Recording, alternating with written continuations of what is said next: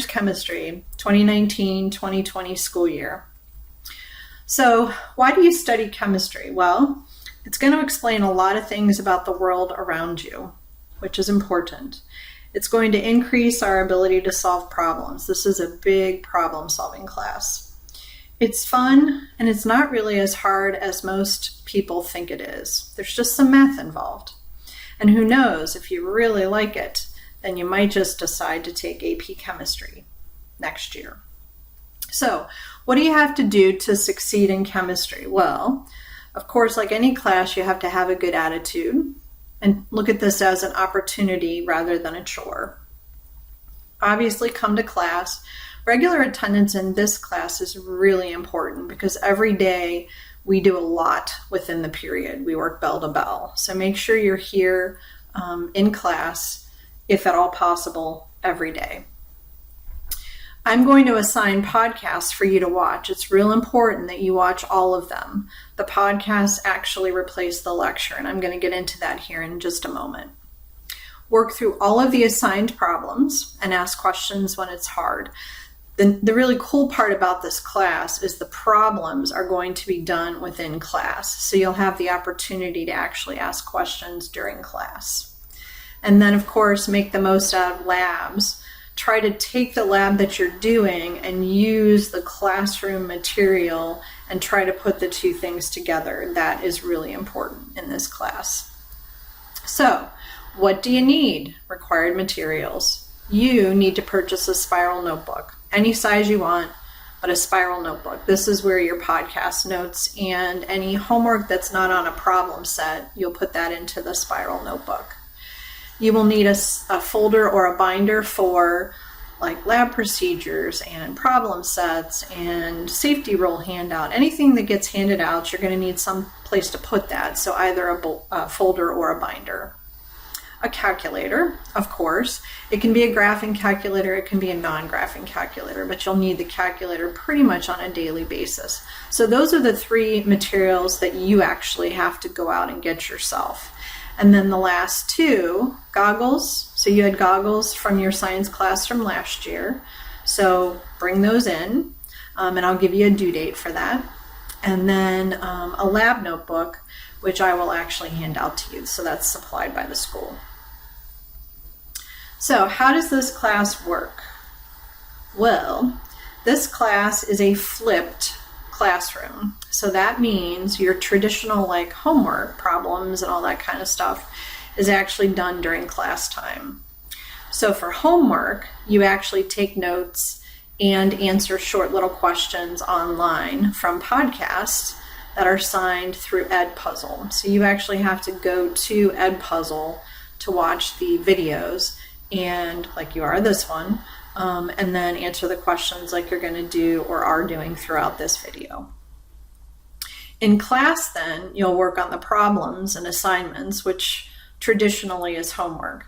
The more you do by yourself, the better your grade. In other words, I don't want you necessarily working from whoever you're sitting next to. I want you working on your own, and I'm a pretty good observer of that, and I'll walk around to help you. So we're available to help, but you need to actually, of course, do your own work. And again, I'll be walking around the whole time that you're working, trying to help you out. So, one purpose that we have in flipping the class is to give you practice at taking good notes. So that's important, good for college. You know, what do I write down? Do I write down everything? What's most important? And you'll actually get better at that as the year goes on. And I will actually look at your notes and say, hey, you wrote everything down from the screen. You could have left this out. You could have left this out. Hey, you didn't write this table down. So I will check and make comments on your notes. Cutting and pasting or just taking screenshots of the podcasts are not acceptable. So you can't just take a picture, print it, cut it out, and glue it into your notes. You actually have to write them down. If you are taking notes on a laptop or Chromebook, because I know some students have done that, you must take them and then print them and then put them into a binder to keep track of them. So Podcast notes will be assigned with due dates. Late viewing will not receive credit. There's no exceptions to that. So if I assign it for Monday and you don't do it till Tuesday, you don't get the points for taking the notes. On Edpuzzle, there will be quiz questions within the podcast that you have to answer, and those also count as points. So really, when you watch a podcast, you're getting points for the notes, and then you're also getting points for answering the questions.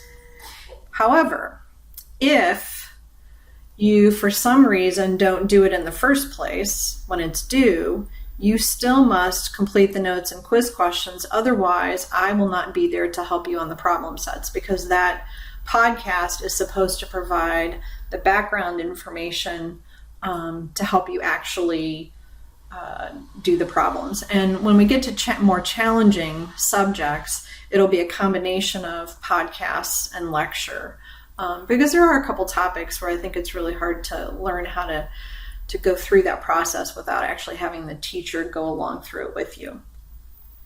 So chemistry is a lab science. And so we're going to do as many labs as we possibly can.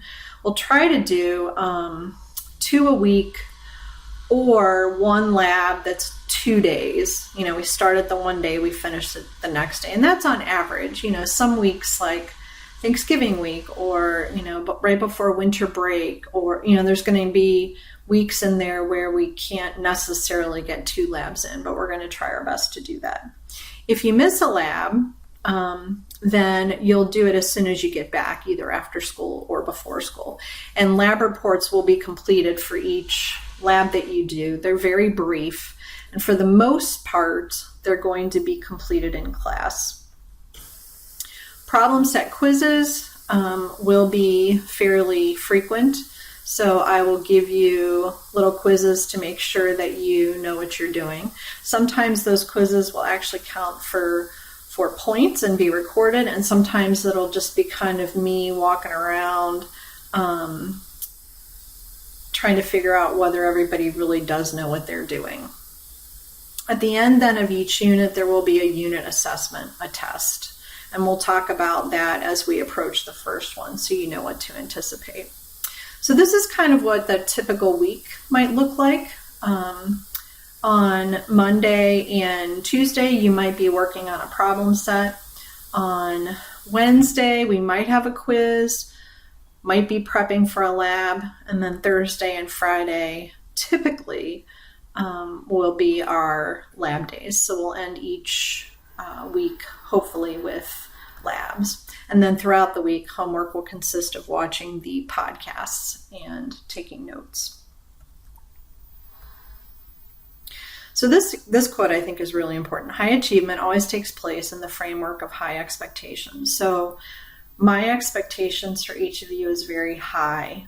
I expect you to work hard. I expect you to succeed. I expect you to ask questions. I expect you to interact with your classmates, interact with your lab partner.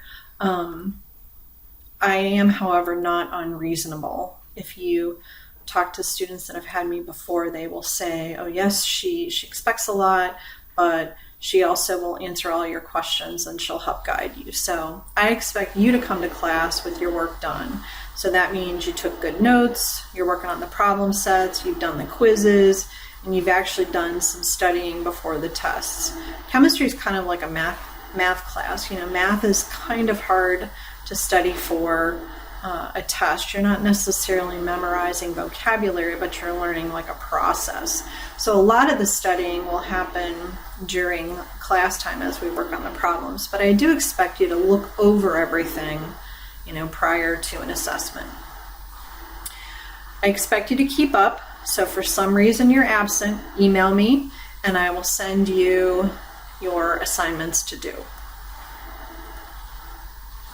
Due dates and times are important, and we will adhere to those. Late podcast notes, no credit. And if you don't do the podcast notes, you're not doing the quizzes, so you don't get credit for those either. So no late work is accepted. Lab reports usually will be due at the end of a period. So we may do a lab or 2 labs, and then the next period we'll work on them, and then they'll be due at the end of that period. So very seldom will you ever take them with you and work on them, but I will always give you a heads up as to when they're going to be due, so you'll always know. I also post assignments on the board typically, so you'll see on the board at the start of the week what's due that week. Tests usually take the whole period. You obviously have access to Power School, so you can check your own grades and know how you're doing. And then as far as classroom rules, like I generally don't have much trouble with students misbehaving in class because I usually treat them the way I expect to be treated.